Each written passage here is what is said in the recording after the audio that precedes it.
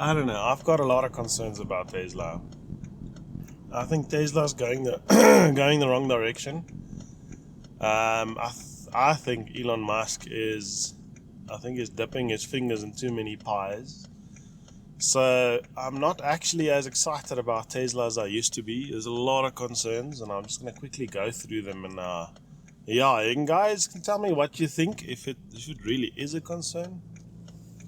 But so now that there's an economic downfall, there's a lot of, so obviously orders are slowing down, cash flow is slowing down. There's a lot of slowdown. So cash flow is becoming a bit more restricted, which means that Tesla can't sell as many cars as they used to. And I mean, we're still waiting for the Cybertruck. I don't know when that's going to come. We were promised the Cybertruck feels like a decade ago. And it just seems like things are stagnating a bit at Tesla. The problem is that there's so many other manufacturers now that are catching up.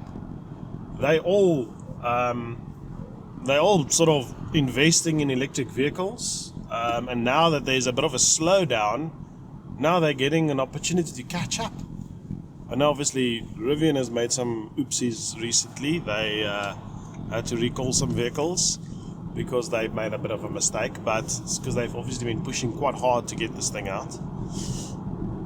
But so the competition is basically catching up to Tesla very quickly. The benefits obviously of Tesla is the whole self-driving car, which we haven't actually, there's still a lot of issues. It's still very far. People seem to think it's around the corner. I am a software developer. I've dabbled in AI quite a bit. I know what some of the issues are, and there's a lot of. I personally, I think it's close to impossible to get it to work in every scenario.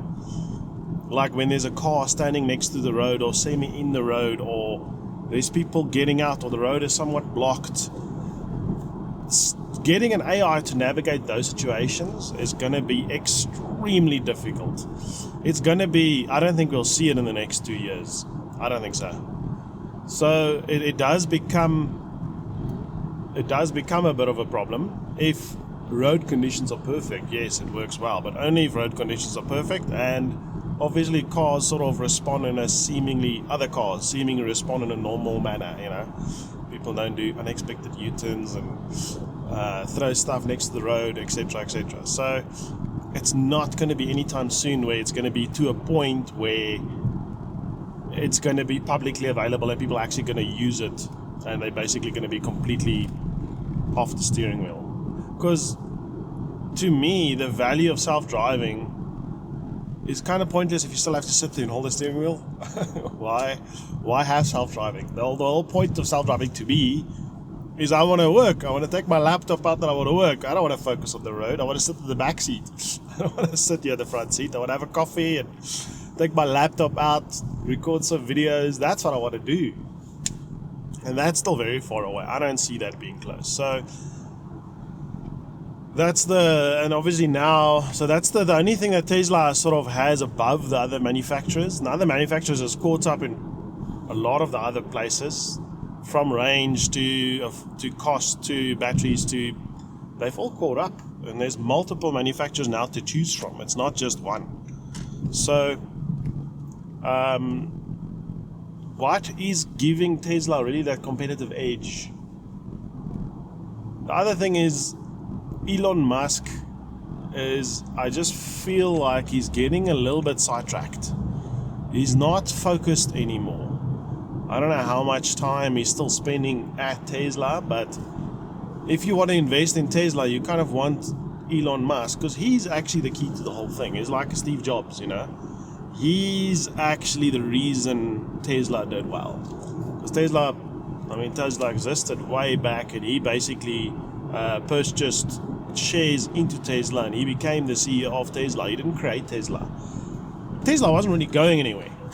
It was because of him that it became something. So his his influence in Tesla is what makes Tesla valuable. If he just gets sidetracked and he goes and like, oh, here's Twitter, let's play with Twitter. Oh yeah, he's got some fragrance now that he wants to sell, and now he's also going into robots, which we don't know if it'll work. There's a lot of industrial robots already doing stuff, building the Tesla cars as robots. Those robots have been around for decades. They're not new. Basically, obviously, what he wants is a robot for your house that helps you with washing and cleaning dishes and stuff like that, which haven't really been proven if anybody wants that. I mean, we have the Google Assistant and Alexa and those things, but I don't know. I think it's just sort of a bit of a phase. It's almost like 3D TV. There was a point where everybody had 3D TVs. And where's 3D TVs now? They're gone. They're not even recording 3D movies anymore.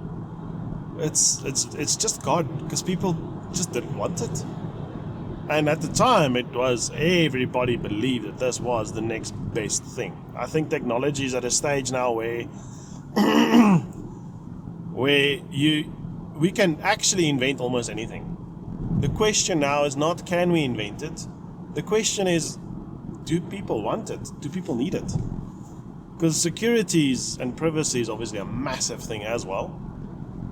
And with robots, you're exposing yourself to so much. I know Elon says that he's gonna make the robots not strong enough to kill a human or whatever, but that's just a small part of the security.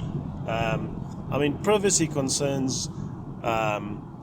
If the robot can learn what your unlock codes is, your passwords, it can obviously take photos of your face. It can do a lot of stuff to expose you to hackers. Let's say there's 1 million Tesla robots out there, and they're everywhere. They're in people's homes doing things, and somehow they get hacked. What information will these hackers have access to? They will know more about you than Facebook will ever know about you.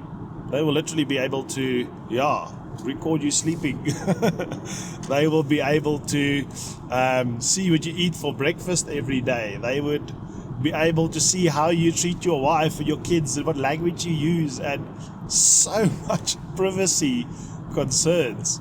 I mean, Alexa, those kind of things, they're very static. They stand in one place and they face one direction. But now you can have a movable camera and a movable microphone in your house every day. And you're trusting a technology company to keep the data safe. I don't know. I just don't see it taking off. And at the end of the day, there's one major problem that no one's talking about. I don't know why people are not talking about this. There's a major problem with AI, like a huge problem. And that is auditability. You cannot audit an AI. So basically, it's almost like you want to audit a human being. Let's say I want to audit your brain. And I want to say, I've got an audit report, and one of the things in the audit report is I need to audit your brain to say that you will never ever think of killing someone. Not actually killing someone, think of killing someone. How do I audit that? It's not an auditable thing. It's not source code. Source code you can read through, it makes sense, you can understand it. But an AI brain, you cannot understand an AI brain. It's billions of neurons and synapses. There's no structure. You cannot actually understand it. You can't audit an AI brain.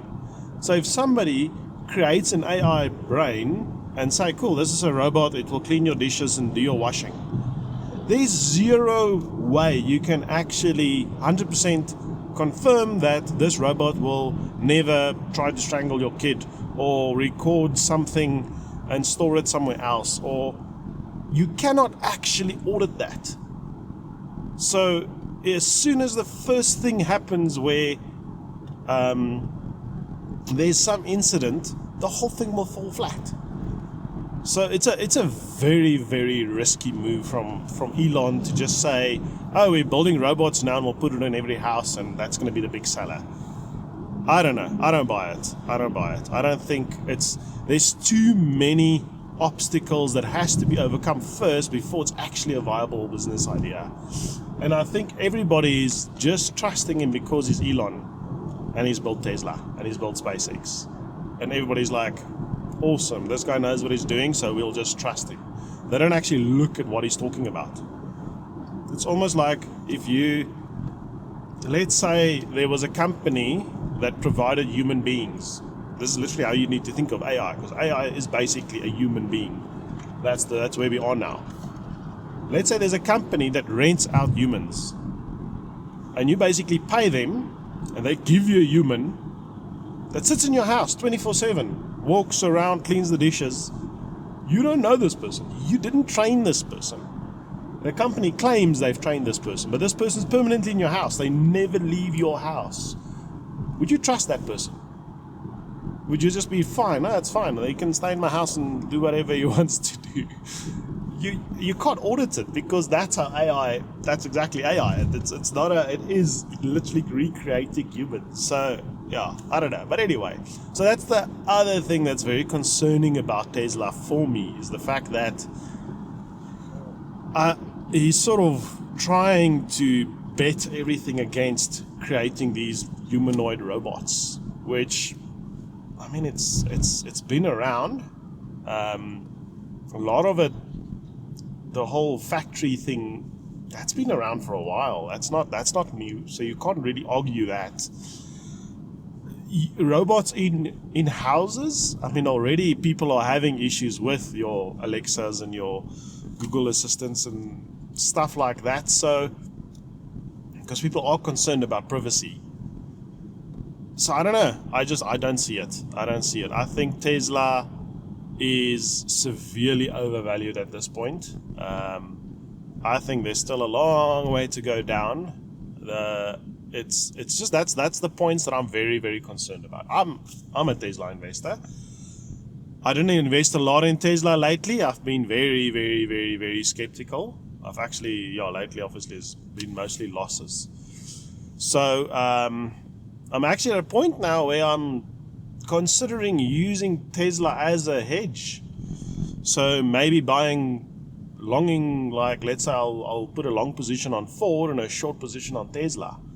That's sort of, I'm not doing it yet, but I'm starting to consider that, because it's as a hedging tool against market drops. It's almost seems like it's a good position to be in.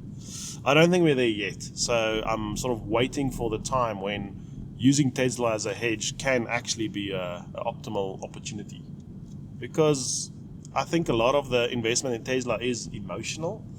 And if you're in stocks and you want to invest, the last thing you have to be is emotional. If you really want to lose money, be emotional. So let me know what you think. I would like to hear your thoughts. What's the real value in Tesla? What's left? Because we're still waiting for the Cybertruck. There's SUVs out there now. Who would ever have thought when we saw that presentation about the Cybertruck, where Elon threw that metal bowl against the window and it broke, and the whole world went crazy and everybody knew about the Cybertruck? Would you ever in that moment sit and think and say, cool, okay, Ford would bring out a truck, an electric truck, before the Cybertruck was removed? There'd be a new company called Rivian that brings out a truck before the Cybertruck is released. We would never have thought that, but yet it's reality. The Tesla truck, the Cybertruck is not it's not on the roads, but you can buy the other cars. They're on the roads. So it's just, I'm getting a little bit frustrated with Tesla. I think that's the right word. So let me know what you think. Well, where's the value? Where's the actual value, the real value, that basically the current price as it is now? Because basically, if you want to invest in Tesla, you're going to have to say, where we now, the price that you see now, is too low. It's too low. It has to be higher because of future investments. Basically saying that in 2 years it should be double because of these reasons. What are those reasons? Or in a year or whatever. So yeah, let me know. And yeah, if you like these videos, remember to press the button. And if you want to see more, remember to subscribe. Until next time, this is Steve. Ciao.